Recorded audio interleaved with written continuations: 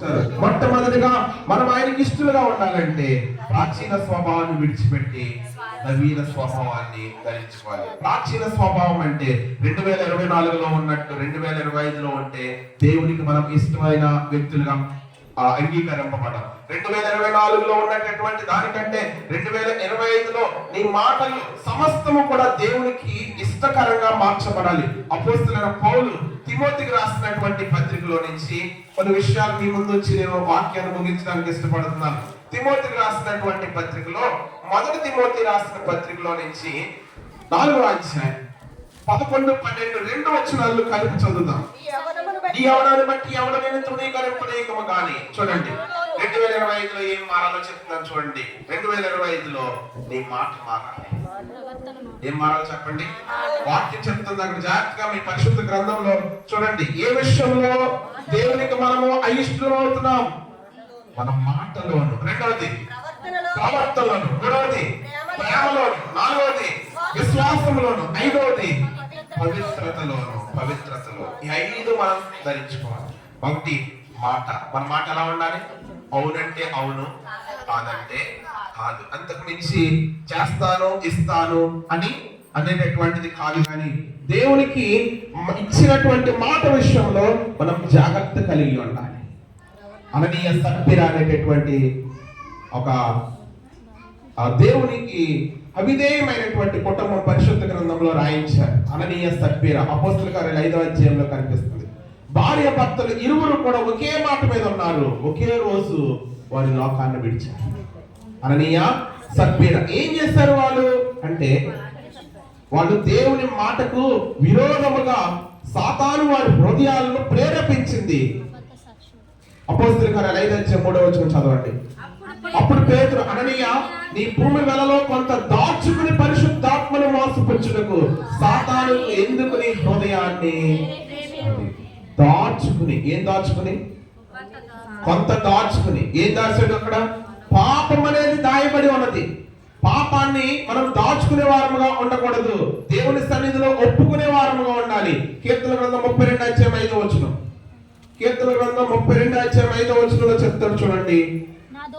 నా దోషమును కప్పుకొనక నీ ఎదుట నా పాపము ఒప్పుకుంటుని. ఏం చేస్తాడంట? దోషమును కప్పుకొనక పాపాన్ని ఒప్పుకున్నాడు. 2025లో దేన్ని ఒప్పుకోవాలంటే పాపాన్ని ఒప్పించే సంవత్సరమే 2025. దేవునికి స్తోత్రం.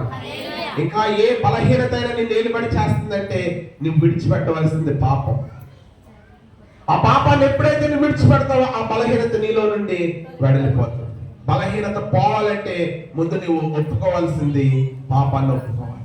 2025 సంవత్సరము పాపపు ఒప్పుకోలు సంవత్సరం. యోహాను రాసిన మొదటి పత్రిక 1వ అధ్యాయం 9వ వచనం చదవండి. యోహాను రాసిన మొదటి పత్రిక 1వ అధ్యాయం 9వ వచనం. యోహాను రాసిన మొదటి పత్రిక 1వ అధ్యాయం 9వ వచనం. మొదటి యోహాను, మన పాపములను మనము ఏం చేయకపోతే ఒప్పుకొనని ఎడల ఆయన నమ్మదగిన వాడు నీతిమంతుడు కనుక ఆయన మన పాపములను క్షమించి సమస్త దుర్నీతి నుండి మనలను మన పాపము చేయలేదని చెప్పుకుని ఎడల ఆయన అబద్ధికునిగా చేయు వారు అవుతాము. మరి ఆయన వాక్యం మనలో వాక్యం ఎప్పుడైతే మనలో ఉండదో సాతానికి నీవు దాసుడు అయిపోతావు, దాసురాలుగా అయిపోతావు. వాక్యం నీ హృదయంలో ఉంటే ఆ వాక్యం నీ సత్యంలోనికి నడిపిస్తుంది. వాక్యం నీ హృదయంలో లేకపోతే అబద్ధములకు జనకుడు ఎవరండి? అబద్ధములకు జనకుడు ఎవరు చెప్పాలి? సాతాను. వాడు ఏం చేస్తాడో తెలుసా? నీ విరోధి అయిన అపవాది గర్జించు సింహము వలె ఎవరిని మృంగుదునా అని వెతుకుచూ తిరుగుచున్నాడు. పేతురు రాసిన మొదటి పత్రిక 5వ అధ్యాయం 8వ వచనం చదవండి. పేతురు రాసిన మొదటి పత్రిక 5వ అధ్యాయం 8వ వచనం. మీ విరోధి అయినటువంటి అపవాది నిబ్బరమైన బుద్ధి గలవారై మెలకువగా ఉండుడి. మీ విరోధి అయిన అపవాది గర్జించు సింహము వలె ఎవరిని మృంగుదునా అని ఏం చేస్తున్నాడు? వాక్యం హృదయంలో లేకపోతే ఎవరి చేతుల్లోకి వెళ్ళిపోతాం? వాక్యం హృదయంలో లేకపోతే ఎవరి హస్తాల్లో ఉంటాం? సాతాను హస్తాల్లో ఉంటాం. వాక్యం హృదయంలో ఉంచుకుంటే దేవుని యొక్క భద్రత మీకు తోడుగా ఉంటుంది. దేవుని భద్రత కావాలా? సాతానికి దాసులుగా ఉంటారా? దేవుని భద్రత కావాలి అంటే చివరిగా ఒక మాట, కీర్తన గ్రంథం 72వ అధ్యాయం, కీర్తన గ్రంథం 72వ అధ్యాయం 18వ వచనం. కీర్తన గ్రంథం 72వ అధ్యాయం 18వ వచనం. 72:18. దేవుడైన యెహోవా ఇశ్రాయేలు యొక్క దేవుడు స్తుతింపబడును గాక. ఆయన మాత్రమే ఆశ్చర్య కార్యములు, ఆయన మాత్రమే ఏ కార్యాలు చేస్తాడు. 2024 సంవత్సరం నీకు ఒక ఆశ్చర్యం.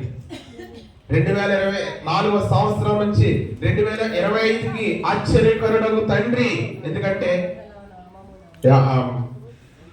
యెషయా గ్రంథం 9:6 వచనంలో ఒక మాట ఉంది. యాలయనగా మనకు శిశువు పుట్టెను, మన కుమారుడు అనుగ్రహింపబడెను, ఆయన భుజముల మీద ఆయనకు పేర్లు ఆశ్చర్యకరుడు, ఆలోచనకర్త, బలవంతుడైన దేవుడు, నిత్యుడైన తండ్రి, సమాధానమునకు. ఆ సమాధానం నీకు కావాలంటే 2025 నీకు ఒక ఆశ్చర్యం. 2025 నీకు ఒక ఆశ్చర్యం. ఎందుకు ఆశ్చర్యం అంటే ఆయన మాత్రమే ఆశ్చర్య కార్యాలు చేయగలడు. ఆయన మాత్రమే ఆశ్చర్య కార్యాలు చేయగలడు. కాబట్టి నీ బలహీనతను యావత్తు తొలగించి నిన్ను నూతన సృష్టిగా మార్చాలి అంటే ఒప్పుకోవాల్సిందేమిటి? ఒప్పుకోవాలా?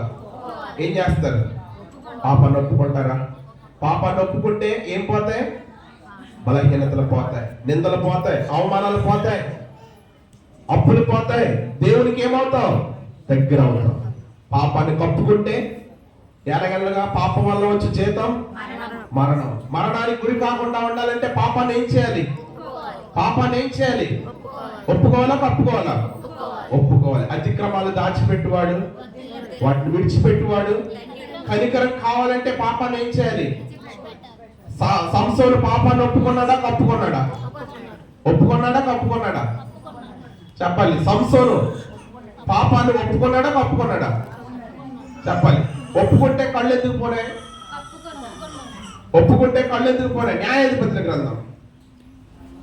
న్యాయాధిపతుల గ్రంథంలో అతని కళ్ళు ఏమైపోయాయి ఒకసారి చూద్దాం. 16వ అధ్యాయం, న్యాయాధిపతుల గ్రంథం 16వ అధ్యాయంలో